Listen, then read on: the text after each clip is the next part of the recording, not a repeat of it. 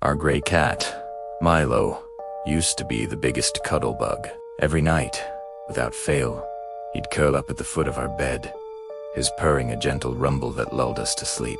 But one Tuesday, everything changed. That night, instead of joining us, Milo sat bolt upright in the hallway, his eyes fixed on our bedroom door. We tried to coax him in, but he wouldn't budge. He just sat there, a furry little sentinel. The next morning, we found him in the exact same spot, looking exhausted. This went on for a week.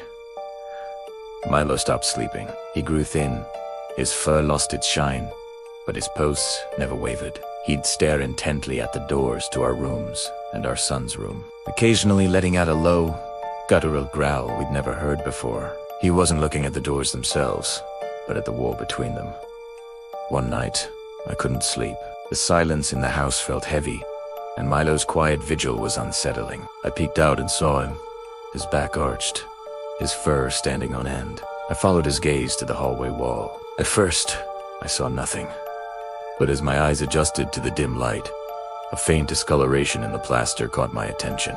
It was subtle, but it was there, a shadowy patch, vaguely human. Over the next few weeks, the shape became clearer. It looked like a tall, thin figure was pressing against the inside of the wall, trying to push its way through.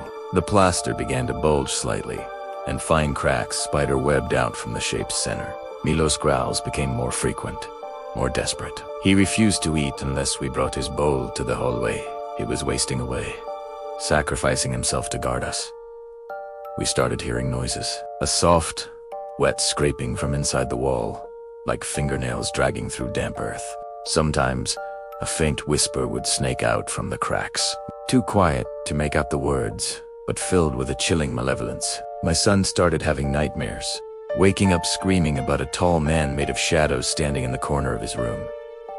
That was the last straw. We couldn't watch our cat destroy himself, or let our son live in fear. We packed our things in a frantic rush and found a new apartment. On our last day, I went to get Milo. He was lying on the floor, still facing the wall, but he wasn't moving. His body was cold. He had guarded us until his very last breath. We buried him in the backyard of our new home, but I knew he hadn't truly left the old house. The new tenants who moved in broke their lease after just 1 month. They told the landlord they couldn't stand the constant feeling of being watched, and the incessant, mournful meowing that echoed through the hallway at night. They said it always came from the same spot, right in front of a wall that now had a dark, human-shaped stain and a shallow, sunken impression, as if something had finally broken free.